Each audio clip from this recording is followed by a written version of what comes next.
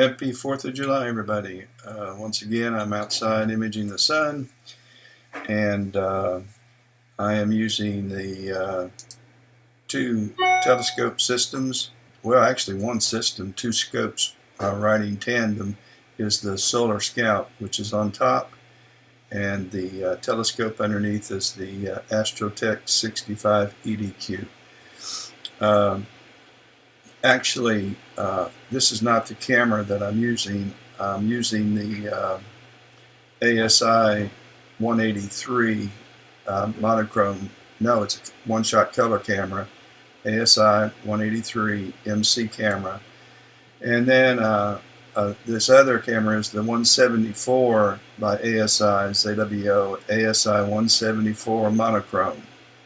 So the Pegasus power box provides data and power, the hub to provide the power for the cameras, the focusers, and so forth. Now, the Solar Scout does not have an electronic focuser. It uses a helical focuser, so you manually focus that. But it's pretty easy to focus, and it holds focus extremely well. So let's look at what we got going on. Let me bury some of these windows that you can't see. That, by the way, if you're on YouTube and are watching this, consider subscribing and clicking like, and then you'll be notified if there are other videos. Alright, let me get rid of that box, and we can move our virtual hand controller. So this is the Solar Scout that renders a full color image of the sun. This blob right here is a sunspot. I'm not a sunspot, it's a losing my mind. It's dust or a smudge on the optical train. There's another one up here, and I'll remove them when I apply flats, flat frames, which are nothing more than defocused images of this sun that will hide all the detail but reveal all of the smudges. And then I just subtract those smudges from the final image, and they're gone. This is a sunspot down here, and I've been imaging this with the AT65EDQ, which was the larger telescope. And let's take a look at that. In order to look at that, I'm going to have to switch cameras. And again, I was using the 183 color camera and to image the sun, and now I'm going to go to the 174. Actually, we're on the prominence, and I want to bring this down to 145, and I'm going to bring my exposure down to 5. And then I want to move the sun. We want to move the sun down.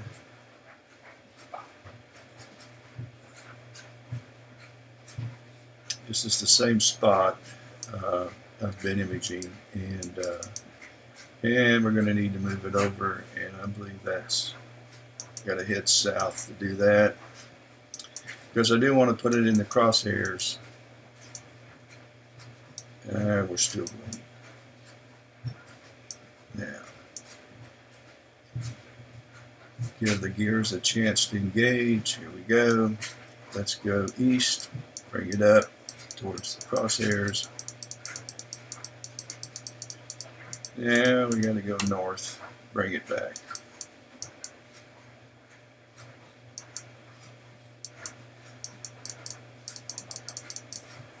I had been imaging this, come down a little bit west, and then back over. It's like driving a battleship, moving them out. So ever slightly on a target 93 million miles away with a 425 millimeter telescope with the 5x Barlow on it. And we're getting there. Uh-oh, I see some clouds passing over.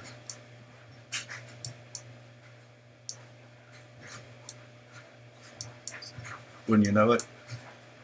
But that's fine. I will show you that this morning I was able to, let me move this over so if I can.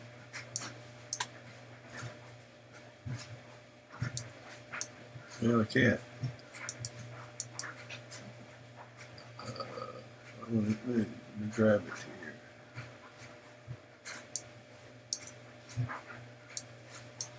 There we go. I had July 4th. Okay, I had taken a master flat.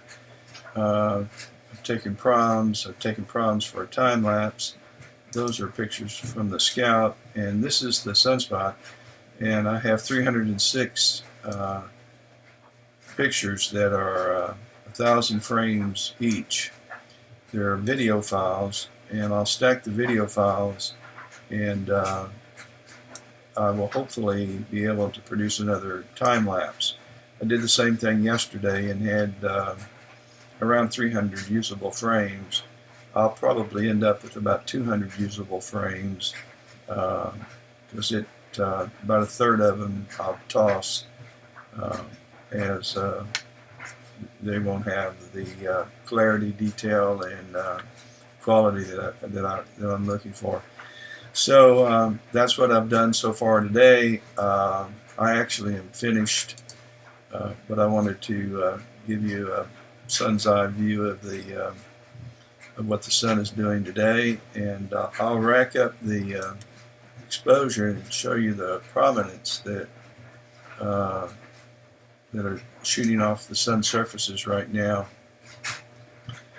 You have to overexpose when you use the Quark Chromosphere, and which is fine, but overexposing it will allow you to see the prom, and you can also, and I do time lapses of these prominences as well, and just to show the activity of the surface of the sun.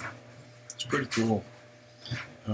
There's a lot going on, and you really can't tell that by just looking at this. It's like watching a clock. It just doesn't, hands do not move.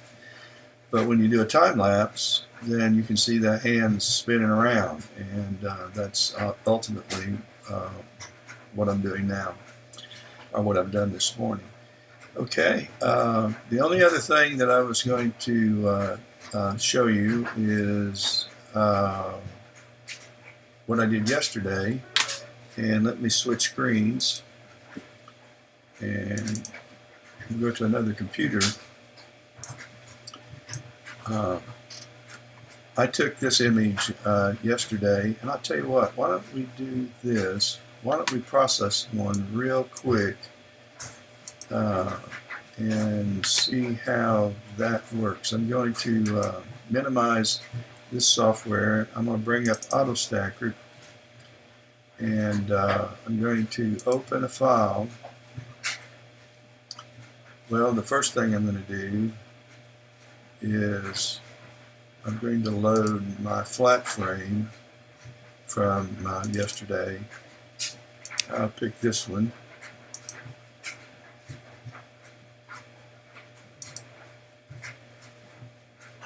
And it's loading. Don't tell me we're clocking.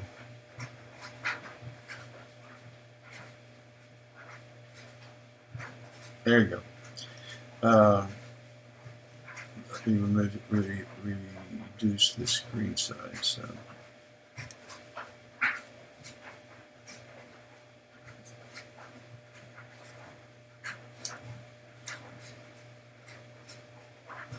That one didn't turn out.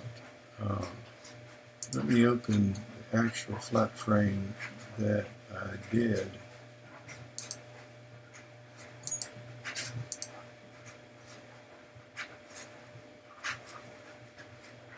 Okay, that's it.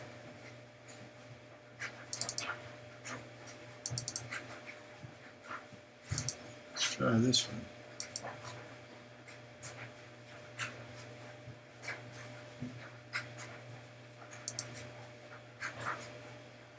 Not sure what's going on. We'll just go to calibration because I went ahead and saved my calibration frame. I was going to create another one, but I'm going to click load master flat.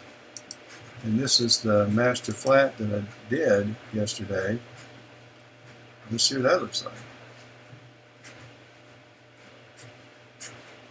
Crazy. Make sure I got that. Okay. And then I'm going to open one of the images that I did. And let's go to Sunspot. And let's just pick any one. Start that one. And let's kind of rifle through here, scrub through here. See if we can't find something that's just going to stop right there. And I'm going to click Surface, Improve Tracking. I want to expand as opposed to having a crop made by the software, which I don't want. I'll do my own cropping. I'm going to analyze. It's going to take it a minute to do this. The software I'm using is called AutoStacker, and I'm using version 2.6.8. Emil Kraukamp is producing a new AutoStacker program. I thought it was going to be a year ago when it was released. I sent him an email and he said COVID had kind of slowed things down, but that he was working on it. Hopefully he'd have it out by last Christmas. So they're still dealing with it. I'm looking at this quality graph, and this line intersects, interestingly enough, almost at the midway point, which means that half of my images are above a 50% quality rating and half of them are below. Well, actually 50% is not very good.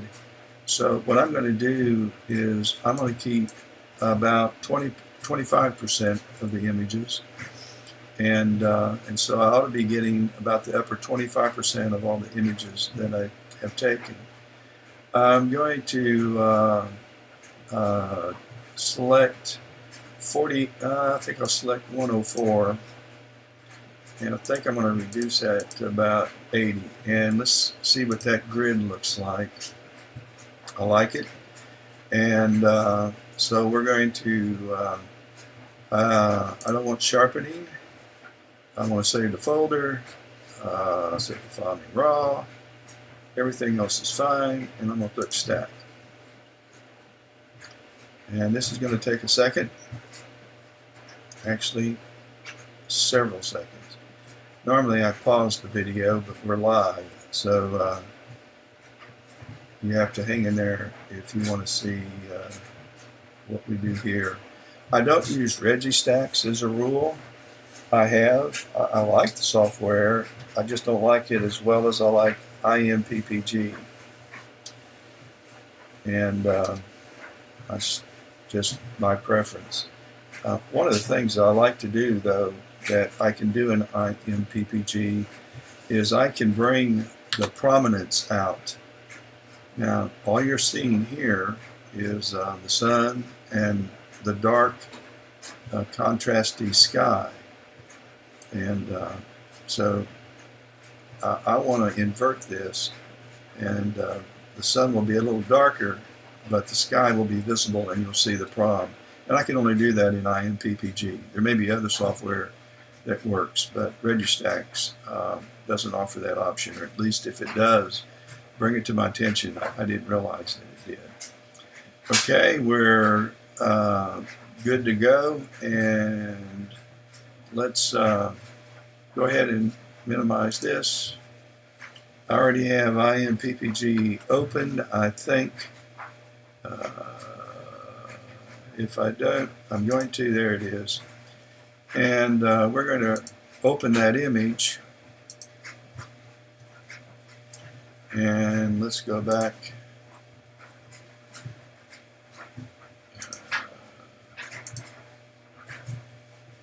Here we go. And I'm going to select Process All. And I use the option when I bring up curves, and it automatically does it for me. This is the curve that I use. I can invert this, and let me just reset the whole thing. I can play around with this curve. This is actually more like what you saw in AutoStacker. And if you're into this look and aren't interested in bringing out the prominence, this is where you go. And I already have this set to do some sharpening. I'm going to raise it a little bit just so I can show you the effect of the sharpening, and bring the sigma up as well, and the amount.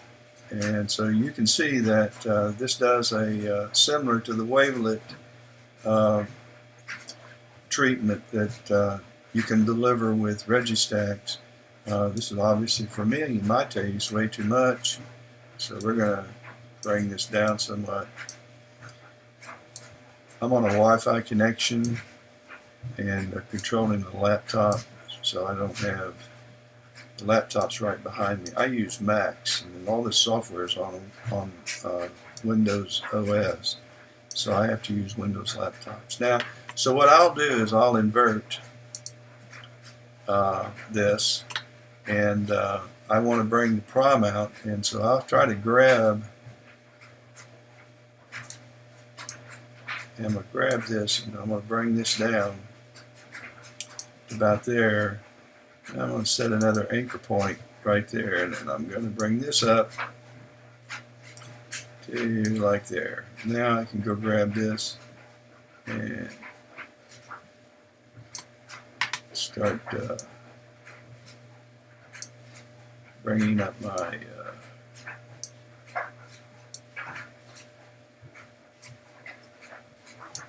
and this is where you have to get creative and have some fun to see if you can't bring your prom out.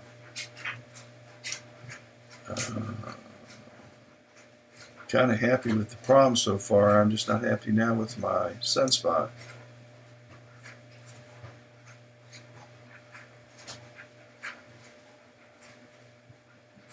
Getting even less happy. Alright, we've got that part done. Now let's get that. We need some more contrast.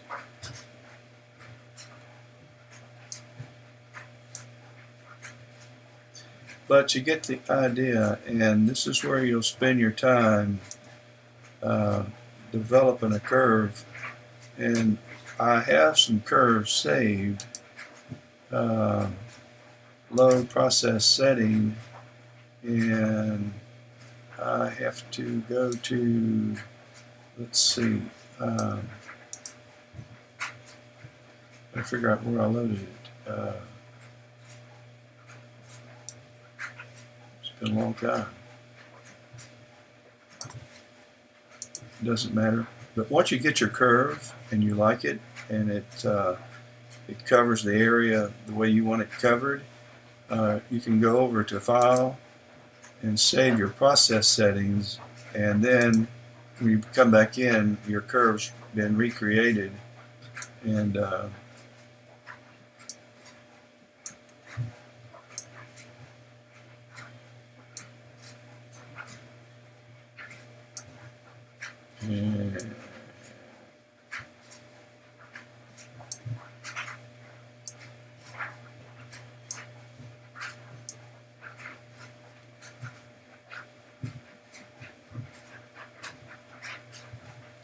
Uh-oh. And there's only so much I'll be able to do in this, but I want to bring out the detail in this banded part of the sun. Behind it's okay, but for some reason I got to find where on this curve the if you had Photoshop, you could click on this area and it would show you the part of the levels. These are levels of luminosity. And somewhere along this curve is where this band is, and I'd have to find it. I accidentally hit restretch, which is fine. But